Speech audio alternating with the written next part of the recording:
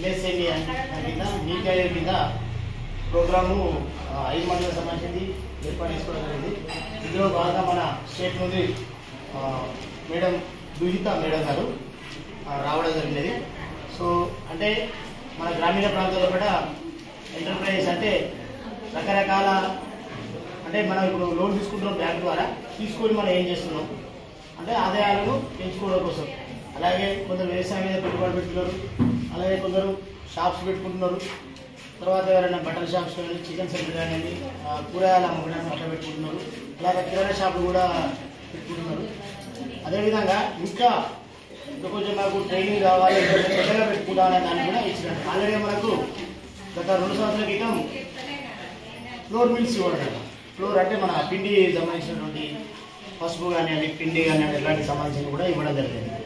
So అలాగే ఈ రోజులో ఏంటంటే బిజినెస్ అనేది మామూలుగా మనం చేస్తాం, 10 మంది సంఘాలు ఉంటాం, లోన్ వచ్చిందంటే మనం తీసేసుకుంటాం.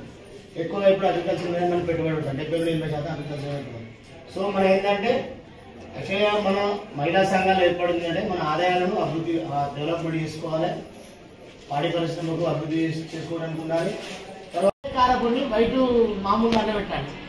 మనకి ఏమనిపిస్తుంది, మన మైండ్ సెట్ ఉంటుంది, అది కంటికి కనబడింది అదే మస్తు, దానికి మంచి డిమాండ్ ఉంటుంది, అది కళ్ళతో ఉంది కదా.